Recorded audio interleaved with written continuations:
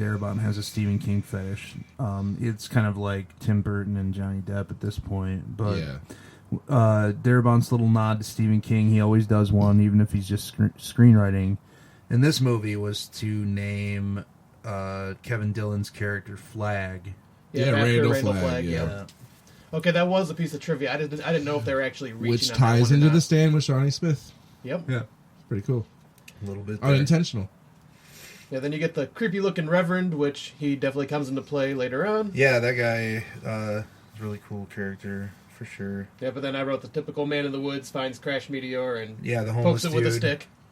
Which, you don't poke something like that with a fucking stick. I would probably poke that with a stick. I would have looked at that and been I'm very curious. I would have, spit at it. I'd have tried to have sex with it. I didn't want to go there. I was thinking about saying something stupid like that. But no, when you said it, it wasn't stupid. Oh, shit. But yeah, that's when you get the first appearance of the Blob, which I don't know how they did this effect, but I love how they make this thing move. Yeah. I think it was just stop motion, probably. Yeah. It just looks so goddamn good. Throughout this whole movie, the Blob all itself. of the effects are really. I mean, no, they're bad, but there's some of the matting that's not great. Yeah, the green screen shit stuff, obviously, but as far as the Blob, just fucking. Perfect. I love the scene in the clinic. Oh, before that though, I had to put the note with you go and see Shawnee Smith's parents and meet her little brother and stuff. I put. You get the code of foreshadowing because the coat won't zip up. Right.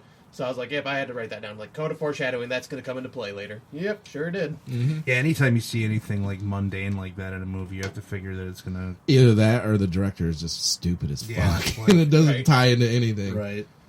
Yeah, then you get the clinic scene with the old man dissolved, his body's completely dissolved. Yeah, the first awesome. Of many seriously cool gore gags. I guess the first one was the old...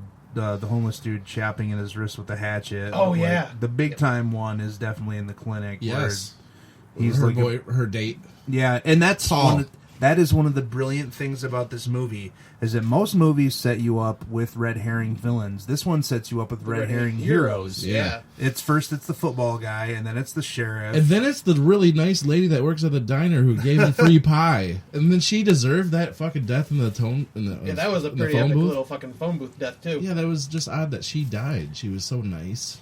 Yeah, I love the red herring thing that they do, though. It's pretty fucking...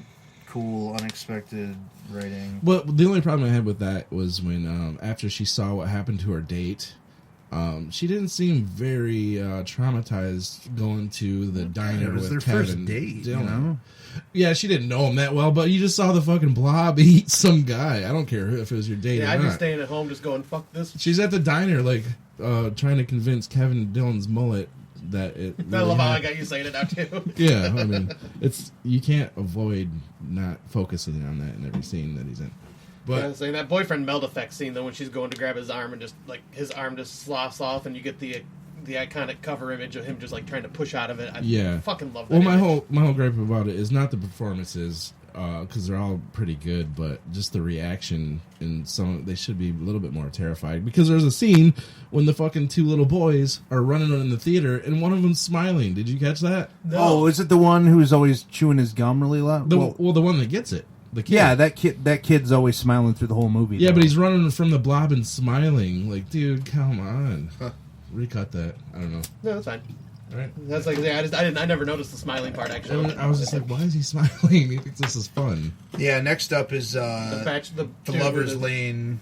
With the fucking awesome bachelor trunk. Yeah, that dude's trunk with the fucking fake class rings and the drink station. And that's Erika Eleniak, right? Yeah, I think, yeah, she looks really good.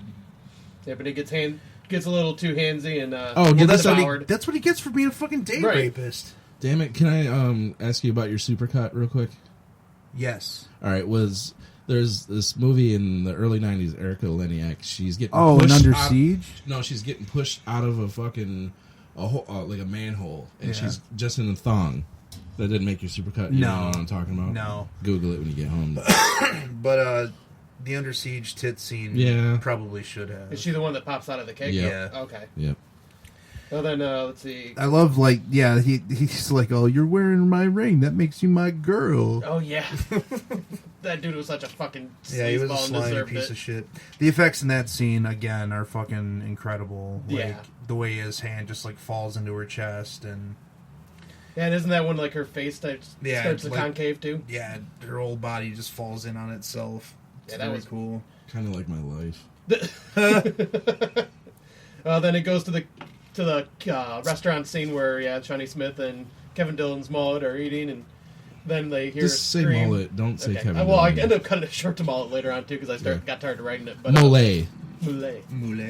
But that fucking drain pipe scene with the cook. Oh yeah, the kitchen sink kill. That's fucking beautiful. That was great. Head first into the kitchen sink. Like, that would be a way to fucking go right there. I would hope that right as soon as, like, you just die. Your head would be crushed right. and you just die. Because you would not fit through that, no way. Because, like, brain death brings about instantaneous death. Like, once you're brain dead, that's just, you're done, you know? Mm-hmm. Right, and I was saying, then you don't even... Then the next scene, she goes running, the waitress goes running off into the phone booth. That's Candy Clark, by the way. Oh, really? Yeah. Okay. I know that name, but from what, though? I can't remember. Okay. But I know that I should.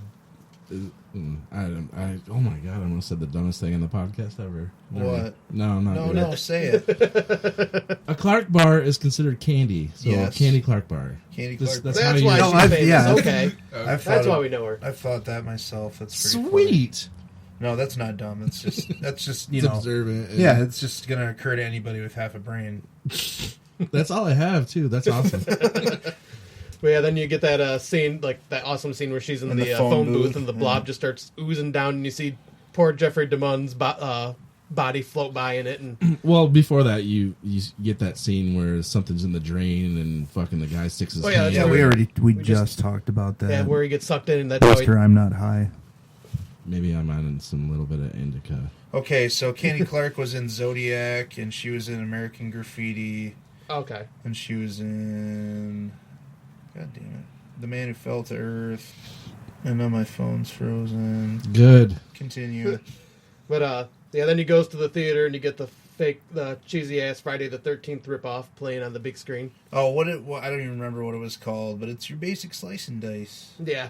You get the douchebag in the back just like, oh, this is what's going to happen here. Oh, this is what's going to happen here. That he's fucking... the first one to get it. That fucking kid, man, is like... There are a lot of annoying kid characters in movies, like the little brother in Night of the Demons. Oh, yeah. When we reviewed that movie, I like that kid. No, that's awful. He's cool. But this kid is, like, just the way he's always chomping on his gum and fucking...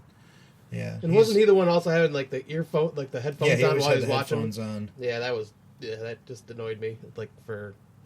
whatever you call that, aesthetic reasons. Then you get the Blob projectionist kill. Yeah, that projectionist kill, and then the yo-yo coming down, and you see him just kind of oozing out of it.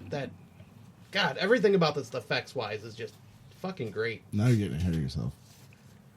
Well, no, kind of, but... You didn't get to the end where it might not be that good anymore. But one of my... Candy Clark was in Cat's Eye. Oh. Yay. Okay. Candy Clark was in Amityville 3D. Thanks, Randy. Cat's Eye is just loaded. Cat's Eye is pretty cool. Cat's Eye. I gave it a 9. Higher than you guys. Candy Clark is in Q the Winged Serpent. Wow, she's in a lot of shit. Was it Larry Cohen? Yeah, that's my favorite Larry Cohen movie. I can't believe I didn't remember that, actually. She was in Star Crash, too.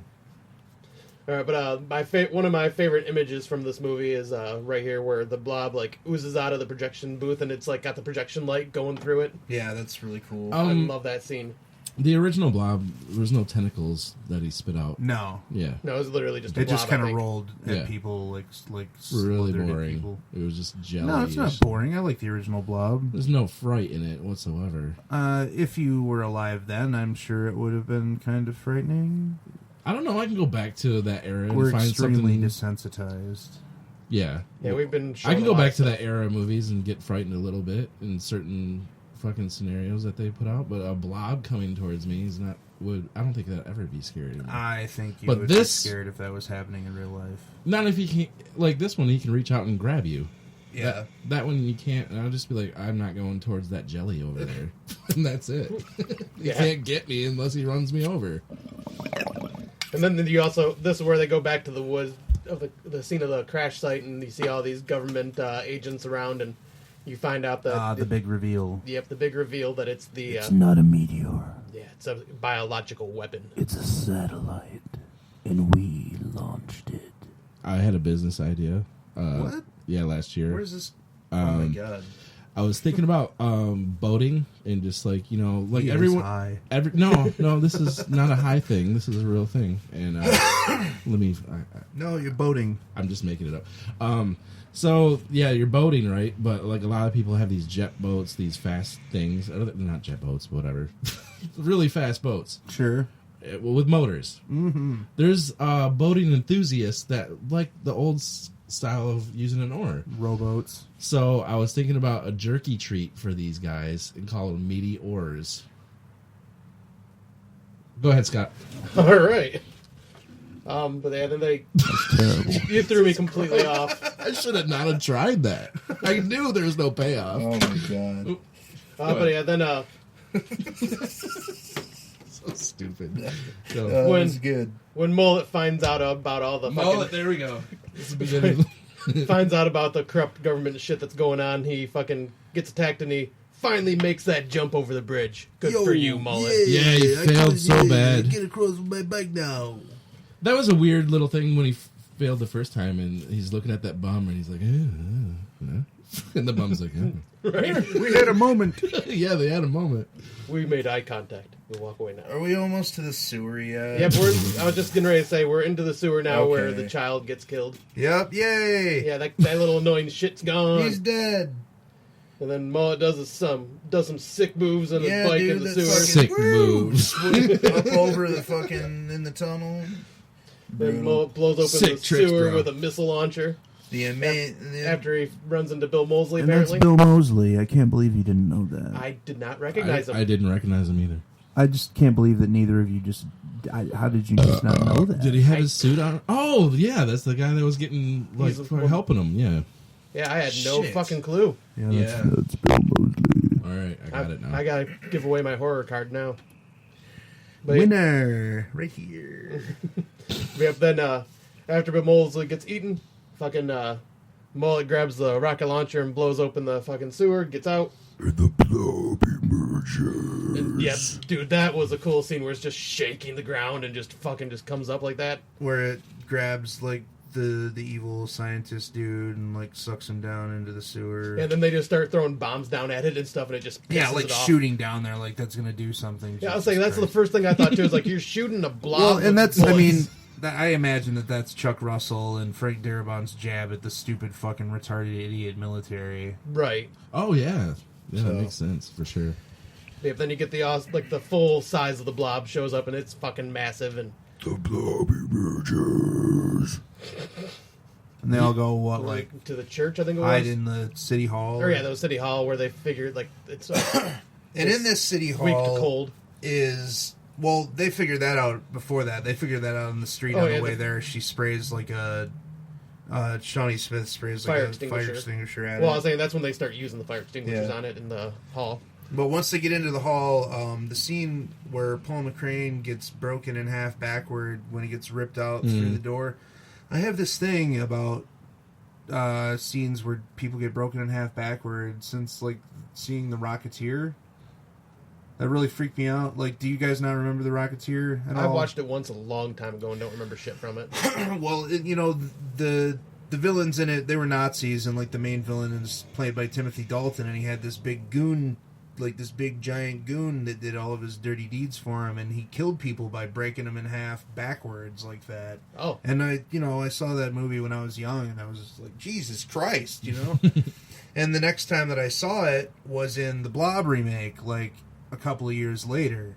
And that was like, it gave me a chill. And then the next time I saw it was a couple of years later when I caught Jason Lives on TV when he kills the sheriff. yeah. And oh like, yeah.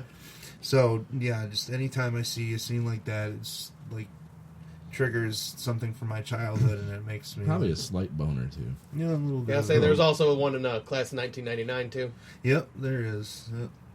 Oh my because god, I think that was that movie's so fucking kind of stupid. But Class of 1999 rules. no, it's good, but it's fucking so, Pam Grier, Stacy Keach. Come the on. fucking the kid from Oh yeah, the kid from Near Dark. Dark. Yeah, That kid that wrote Final Girls. yeah,